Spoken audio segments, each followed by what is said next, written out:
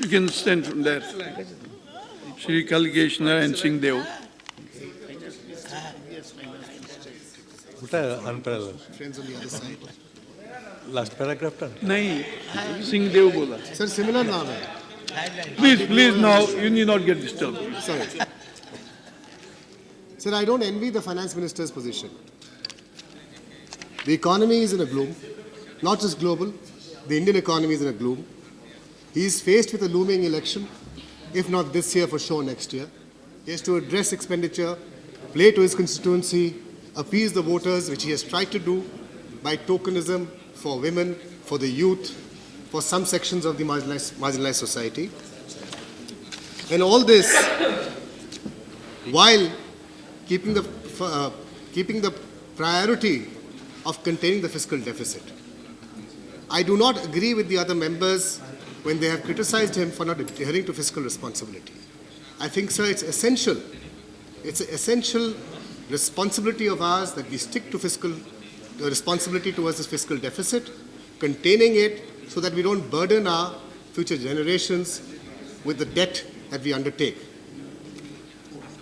Sir, the need is, and the finance minister has admitted in his speech, the need is to accelerate growth. And he has suggested that growth can be accelerated by increased expenditure, both public and private, by unraveling the bureaucracy. So financial investments, foreign financial investments, FDI and FII, both can come into the economy. My friend, the Honorable Sanjay Nirupamji, was very pleased with the budget when he spoke of a 13.4% increase in expenditure. But sir, what he did fail to understand was this was a nominal increase. If you add inflation of close to 7%, it becomes much lower, at 5 to 6% increase over last year's expenditure. But sir, we really have to examine the budget in detail to understand the assumptions the finance minister has made, to see whether we can actually achieve the dreams he has set out for our great nation. Sir, the budget assumes a growth, and with your permission I quote, in revenue receipts from 8,71,828 crores in 2012-2013 to 10,56,331 crores in 2013-2014. That means a growth rate of 21.2% with a nominal GDP growth rate of 13.4%. Sir, but does he really believe, does the finance minister honestly believe he'll be able to achieve that? Because in our good years, between 2010 and 2013, when GDP growth rate was much higher, at an average of 15.84, our revenue receipts increased only by 16.32%. So can we achieve 21% with a lower growth rate of GDP? Sir, the revenue receipts are comprised of two main components: tax receipts, tax revenue, and non-tax revenue. So let's look at the tax revenue. The Honorable Finance Minister assumes tax will grow at 19.1%. Let's understand where the tax comes from: direct and indirect, individuals and corporate. And of course, corporates form the largest group amongst the direct taxes, and direct taxes have finally overtaken indirect taxes in today's regime. Sir, today, corporate India is in gloom. They are stuck with an environment which reeks of decay in the economic sense. Inflation is high. Their debt to operating cash flow ratios are abysmally high. They lack the confidence to invest in our nation. And that's not just because of economic opportunities not coming out. It is an absolute paralysis in decision making in the government.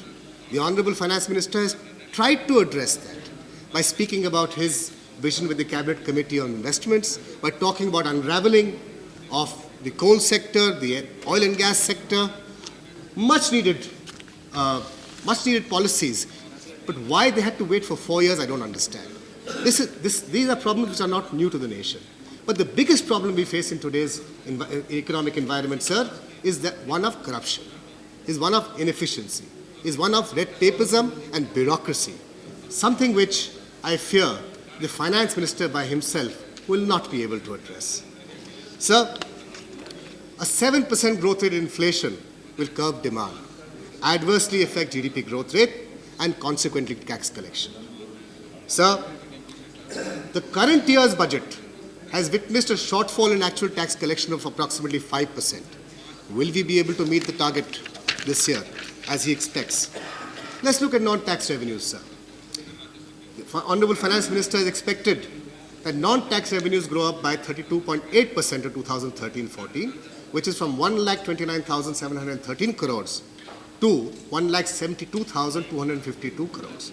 Sir, the major components of non-tax revenues are dividends, disinvestment, spectrum sale. Sir, let's look at dividends from banks. Banks are looming with rising non-performing assets.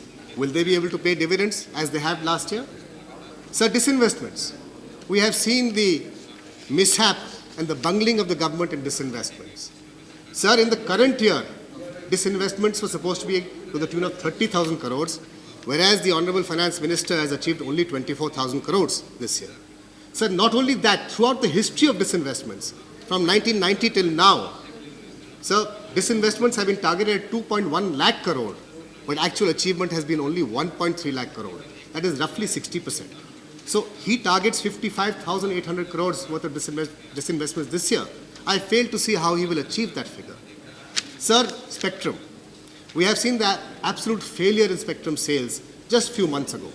The Honorable Finance Minister has targeted 40,847 crores through spectrum sale. However, sir, the sale of spectrum auction was rupees 19,440 crores from a target of 40,000 crores this year. So where is he going to raise the 55,000 crores from? The fact, sir, is I do not think, and I do not believe anybody would believe his figures of revenue assessments, which is all right. You sometimes budget, but cannot. Honorable members, it is 6 o'clock and I have a long list of speakers to participate in the general budget, and thereafter 0 hour is also there. So if the House agrees, I may extend the time of the House till 8 p.m. Please go ahead. Go ahead, please. Sir, so if the Honorable Finance Minister cannot meet his revenue assumptions, there are only two things he can do. He can either increase the fiscal deficit and lay a burden of debt for our future generations, or he can reduce expenditure, which will obviously impact negatively growth, will also take the winds of sail from the Congress party with the upcoming election. Sir, what the Finance Minister fails to do, or at least he has failed to mention in his budget, is one major source of revenue garnering, which most international countries do, which most developed countries do. That is to augment revenue through utilizing or monetizing the unutilized land resources. So we have so many PSUs which have thousands and thousands of crores worth of land, yet I don't think the PSUs themselves, I know for a fact that the government does not know where the land is, what the value is all about, whether it's occupied or unoccupied, and whether they've taken any steps to correct it or not.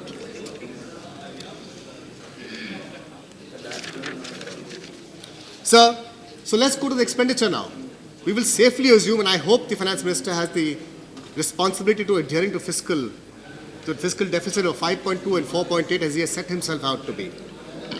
So my friend, Honorable Sanjay Nirupamji, was talking about expenditure to various departments. He was extremely proud of the expenditure to RD department.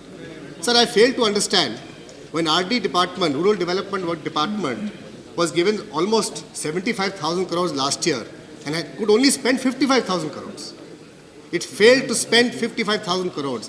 Why has it been given 95,000 crores now? Will they be able to spend it? Has anything been done to augment the capacity of delivery mechanisms? Similarly for PMJSY, these are good schemes, but if you do not keep a structure to spend that money, there is no point in giving that money. All you are doing, sir, is selling dreams. You are selling dreams that in the election year, we look towards rural development, we look towards developing villages. But in fact, I think the Honorable Finance Minister himself knows that this money will not be able to be spent. Therefore, he will compensate for lack of revenue by this money, which was attributed to savings last year. Almost 1 lakh crores worth of savings last year in last year's budget. Sir, even if you look at key sectors, such as agriculture, small and medium scale industries, where the honorable members were talking about, at least from the ruling party was saying that a budget increase has been given. Sir, may I point out to them very humbly that, sir, agriculture has increased by 6.6% and the budget to MSME has increased by 4.2%. Both of these figures, sir, are lower than inflation. If you take the real allocation of increase to them, it is negative, not a positive. So there is nothing we can be proud about in that. Sir, what should have been done? The Honorable Finance Minister himself stated in a question today in the House that we lack supply-side mechanisms. We lack capacity to deliver the product from the farmers to the consumers. We lack infrastructure, and only 5,000 crores has been allotted to infrastructure and back-end for agriculture. What will that suffice? Will that actually bring any produce to the farmers? There is no effort to tackle supply-side inflation. In fact, raising interest rates will only kill growth, will only kill domestic industry, and will cause more hardship to those middle-class buyers of houses and cars, and those salaried people who have to live with inflation and higher interest rates. So, sir,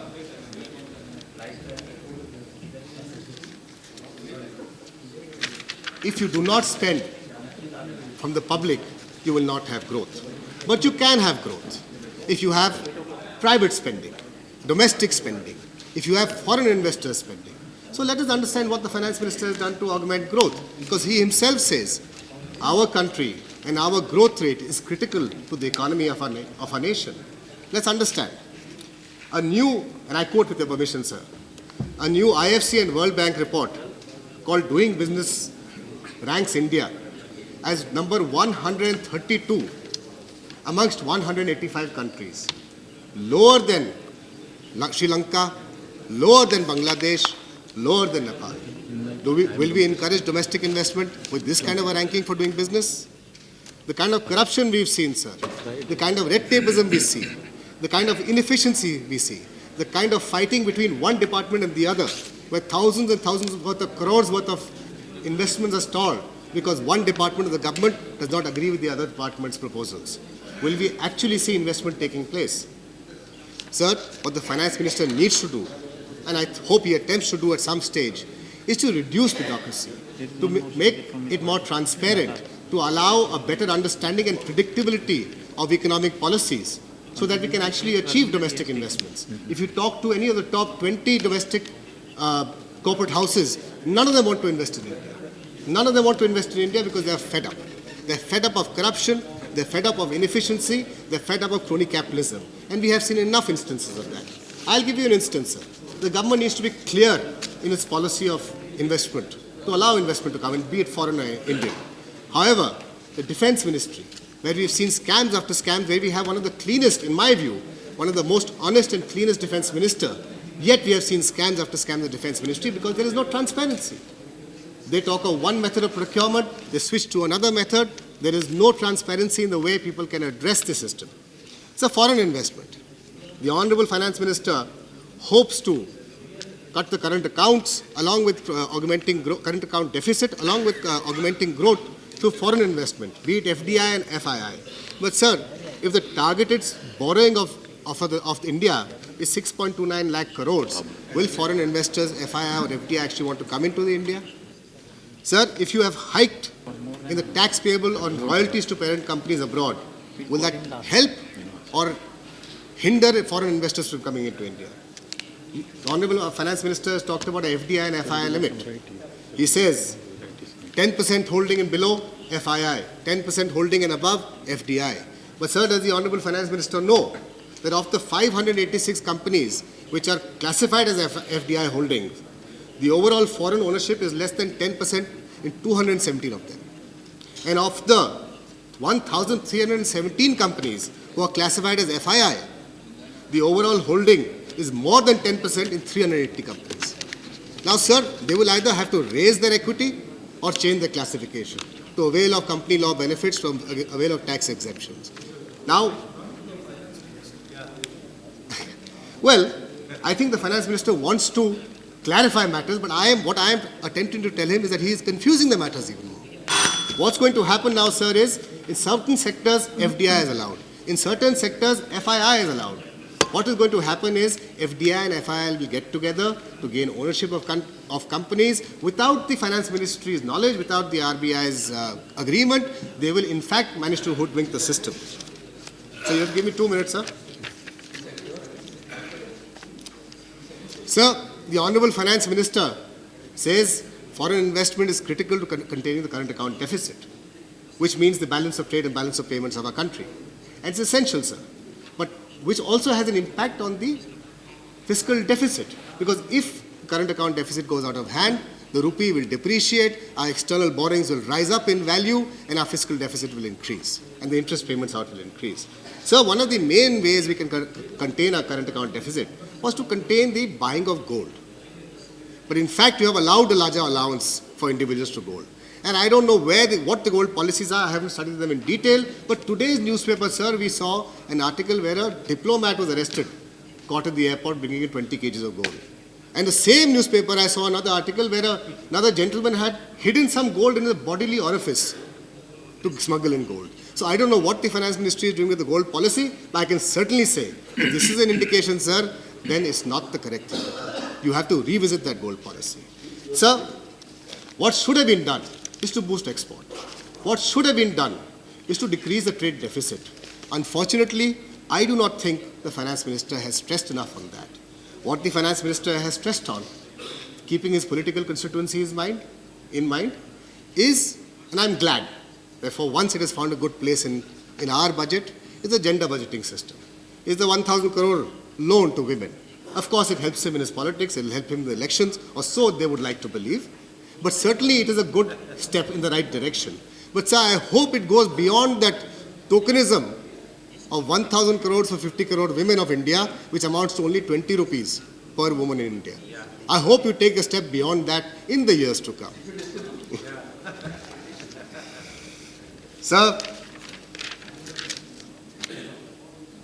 my last and final submission to the finance minister is, he is a man of great competence. I think one of the more competent ministers in his government. I personally expected a lot from him. I expected while he would try and address his political constituency, which of course is the dharma of his political party and his coalition, I would have thought he would have laid stress on growth. He would have laid greater stress on investment. He would have laid a greater stress on job creation. The youth of this country don't want 10,000 rupees for them to as incentive to go and study and take skill training. You give them jobs, you give them opportunity of jobs, they will themselves find a way to train themselves and compete in the market. Okay. This is India we are talking about, sir. We do not want handouts from this government or any governments. And sir, I think in this August gathering, I think I can safely say I speak for the youth here. I can tell you, we need a budget, we need a government which allows us to have a say, which allows us to stand on our own feet, which provides us a framework where we can launch ourselves. And in all these contexts, sir, I think this budget has failed us. Therefore, I rise to oppose the budget. Thank you. Sri P. Karunakaran.